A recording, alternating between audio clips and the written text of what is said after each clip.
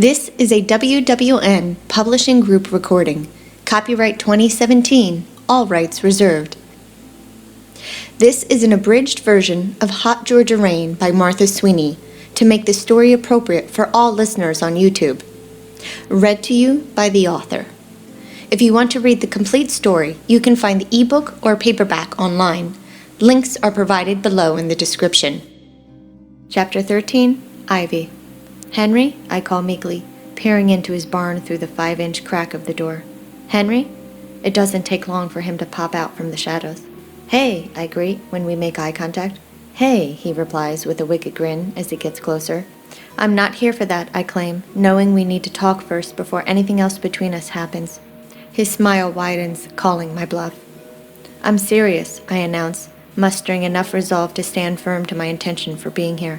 "I didn't say you weren't," he teases, yanking the heavy door to the side so it'll slide open more and allow me to enter. As soon as I'm in, Henry pushes it back in place. I fidget with my hands, trying to figure out my best approach to get things rolling. There's so much to say, so much to explain, and him being shirtless is very distracting. I spent at least 2 full hours debating with myself after he left the house on whether or not to come over. Half of the time I was trying to figure out what to say and how to say it, while the other half was trying to figure out what to wear. The humidity is starting early for it just being spring. I wanted to be comfortable, but not revealing, so he'd listen and not try to just have sex. Hell, just so I wouldn't try to have sex. Henry's never been a person to lie, but he's never been a person to open himself up to just anyone. He was always comfortable with me, willing to tell me anything and everything because he knew he was safe with me. Tonight, back at the house, there was something more in his words than I've ever realized. Maybe I'm just overanalyzing it, or perhaps I'm really hearing him, really believing him this time. What is it, Firefly?" he asks sweetly, moving closer to me, more than I'd like at the moment. I can't help but smile every time he calls me that. I don't really remember when specifically he started using that nickname, but I've always liked it. "Can we just, talk?" I ask. "Is that all you want to do?" he pries, stepping closer and breaking the barriers of personal space. Henry's amber eyes shine more brightly tonight as he looks down at me. He angles my chin up. Without waiting for an answer, he lowers his lips to mine. Henry always had a special way with me, with my body, but something's changed, something that could undo me completely. "Yes," I reply, suddenly lacking confidence. Henry grins, knowing that he's close to winning our unspoken battle. Can you put on a shirt?" I ask, looking to the side, needing to maintain control over my brain and body. "It's hot," Henry states. "No." "Why didn't you put a fan in here?" I ask. "Usually there's a good breeze," Henry replies, guiding my face back toward him. "We really need to talk," I repeat, evading his eyes and hoping that we will. "Then talk," he says, lowering his lips to mine. When I turn my head to the side, Henry chuckles. His mouth presses to my cheek, and from the way he lets out his next breath, he doesn't plan on stopping. Brushing his nose along my jaw, Henry nips at my ear, sending chills throughout my body. "I'm serious," I say unconvincingly. "Me too," he replies with more certainty. "This," I sigh, desperately trying to stay focused. "This part has always been easy for us." "I know," Henry chuckles, lowering his mouth to my neck. "Henry," I call sternly, pushing on his chest. "You're cute when you're trying to be serious," he teases, walking behind me. "You're not when you're not listening," I challenge. "Yes, I am," he goads. "And you like it." His hands slide down my arm and back up the sides of my body. "Besides, I am listening." "No, you're not," I accuse, finding myself enjoying what he's doing way too much. "Yes, I am," he claims. "You said we need to talk, so talk." "You won't let me," I complain. He grabs my hips, pulling me into him. "Have I really stopped you?" he inquires playfully. "Because to me, I haven't taken away the use of your mouth. Not yet." "You know what I mean," I counter. "Do I?" he mocks, teasing my ear. "I can't stay," I announce, hoping to break myself from his spell. "You can go at any time," he claims, grabbing my hair in one hand and tilting my head to the side. Henry licks and kisses my neck, purposefully trying to get me to fall under his command. "Let's talk first," I suggest, gulping back the whimpers that want to be heard. Then we can do this." I'm fumbling with my words too much. There's a good chance that Henry has already won. "What do you want to say?" he asks slowly in my ear as his left hand grazes over my breasts. "I'm all ears." "You're all hands," I correct. Doesn't seem like you really mind, he claims, slipping his hand up my shirt. Henry's fingers make it past the edge of my bra and find my nipple. Looks like someone wants to play. I chide my internal thoughts that are dying to know how he's become more skilled at all of this. We were both each other's first, but I know that there were others for both of us. I tried the one-night stand thing a few times, but it always felt wrong. Then I tried dating, but that didn't work out well either. There's a stigma with single moms. I know that Henry slept with Juliana, at least in the beginning before she got sick, but I don't know the fullest extent of their relationship. I wouldn't be surprised either if there were other women he slept with, just to satisfy his need while I was away at college, or before he was engaged to Juliana. I need to appreciate the fact that he's more comfortable with sex in general. He wanted it a lot when we were together, but he wasn't as forward as he is now. He wasn't as confident to just tell me he wanted me and to actually take me. Henry knew my body, but he never listened to my cues and how to manipulate them. Maybe Henry did, but time and experience are what he needed to be able to perform so well now. It's intoxicating how Henry dominates me with just a glance.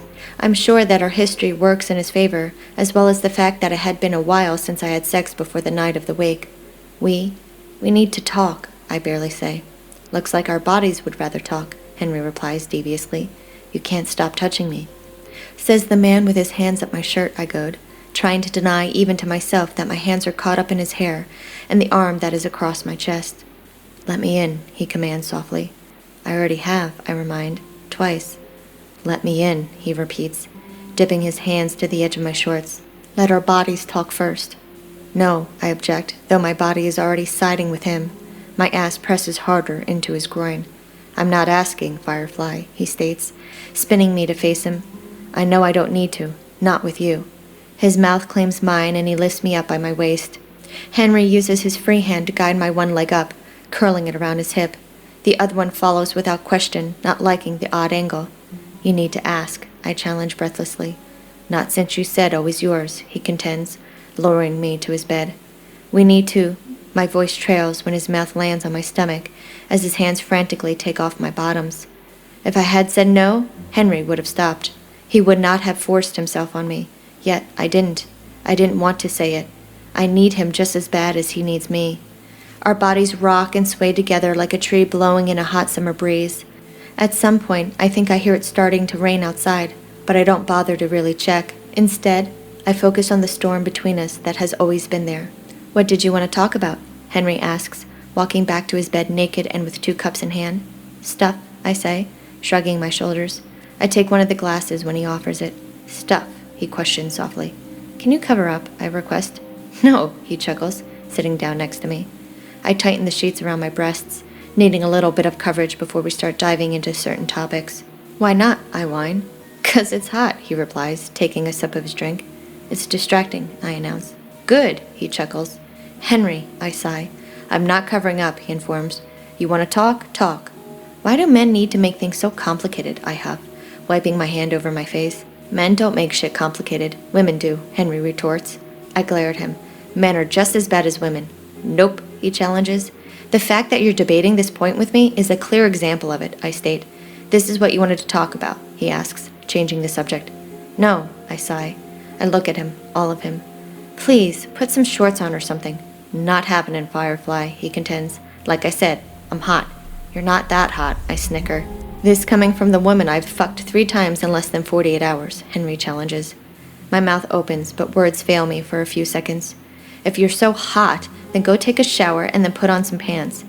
First you want me to talk, Henry laughs. Now you want me to shower? Which is it, woman?